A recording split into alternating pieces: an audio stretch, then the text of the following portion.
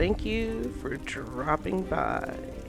This is Dio, and today we are going to explore the Banished Cells 1 on normal difficulty, because we all have to start from somewhere. Before we begin our adventure, be sure to like this video, as it's going to be the first of many dungeons that we are going to crawl through together. Our adventure begins in Vulcangard, where we're going to travel to the Salted Wings Tavern. From here, we're going to go upstairs and talk with Turek Redclaws to pick up the quest for one of the Undaunted.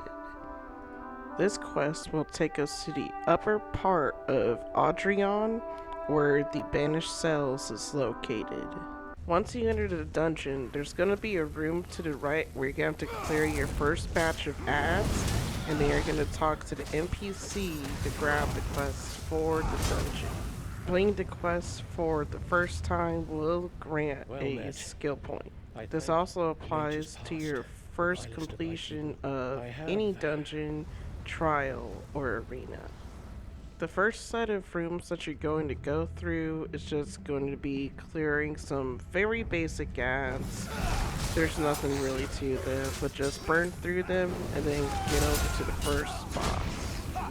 Once you get to the first large open room, you're gonna have to go ahead and clear out the first wave of ads, and then you're going to run over to one of the buttons on the wall, push that.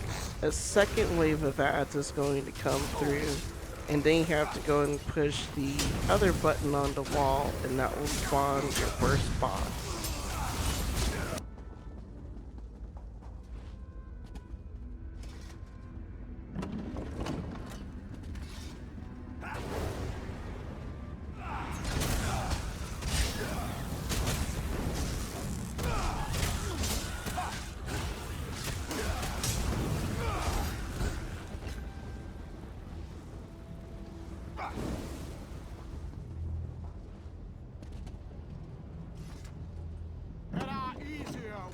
To prove your bravery, mortal.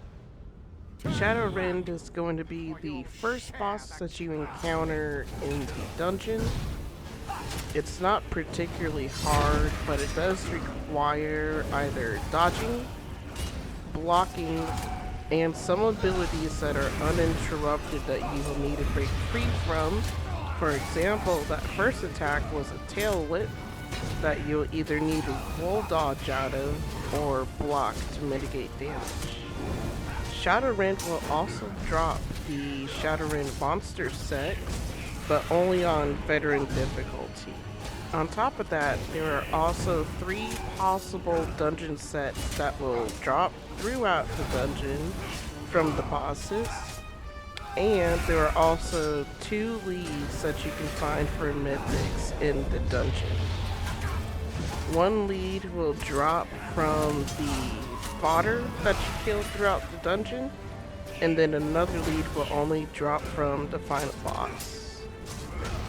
Occasionally, Shadowfiend will summon a clone of itself that does the same amount of damage as the boss does, but it does have low health and resilience.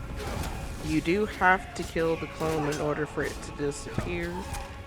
You'll know the clone is about to be summoned when you see a bunch of dark smoke coming inwards towards the boss. The boss will cycle through its abilities, so pretty much burn the boss as fast as you can to go ahead and move on to the next room.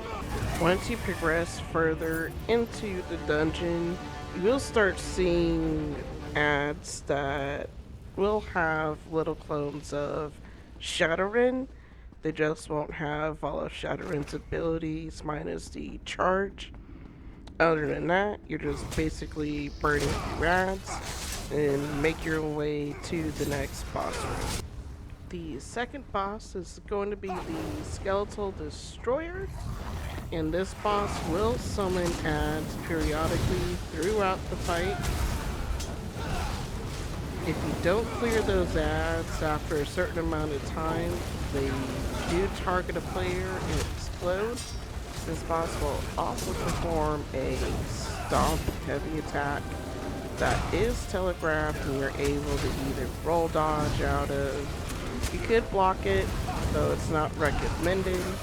You can also just back out of the AoE and then still continue to deal damage towards the boss. The boss will also perform a cone heavy attack cleave.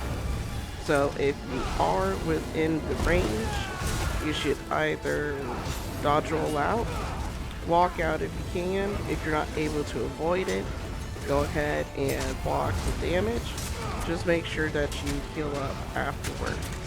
Just make sure that you are managing the skeletons that the boss will summon throughout the fight, so that you don't have a lot of flaming skeletons that are just dotting the battleground. That could be very problematic if you're in a group and the healer needs to be able to keep up their heals and maintain their resources. As you can see, this boss doesn't have as much health as Shadowrun does, so go ahead and then burn him out as quick as you can, and then make your way over to the last room. Once you enter the final room, you do have to go through a couple of waves of ads before the boss will spawn. There are a lot of ads that will spawn in each wave, so having a lot of AoE and abilities with long range will definitely be helpful in clearing out these ads as fast as you can. If anyone also has a chain to pull ads into a group, that will help concentrate the AoEs to make the process go by faster. For High Kin Lord Rillis, there are two major mechanics that you do want to keep managed throughout the fight. The first mechanic that you will probably see in the fight is going to be the Orbs of Hell. You do want to take those out before they reach the Kin Lord, or else it's going to regen some of the health that you've taken away and cause the fight to just be extended. The second major mechanic that you want to keep an eye out for are full blue flames. If you touch them, they do a lot of damage, and if you're low enough health or don't have a lot of resilience or just low level, they can kill you. Between those two mechanics, you do want to keep an eye out for the heavy attack. It's usually done after the Kin Lord will do a single target damage ability with a lightning bolt.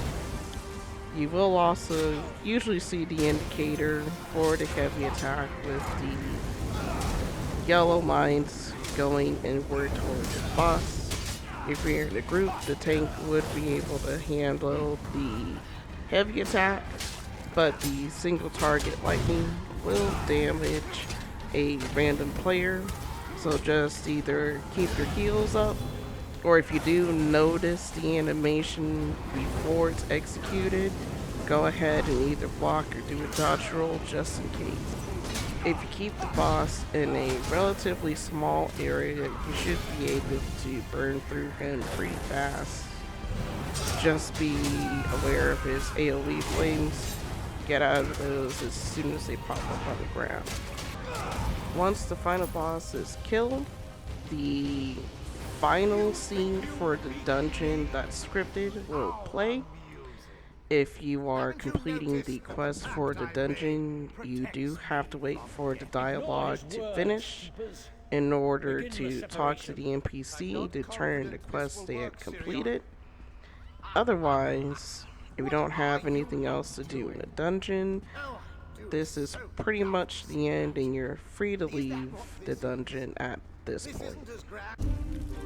That will wrap up our adventure in Banished Cells 1 Normal, and I will see you guys in our next adventure together.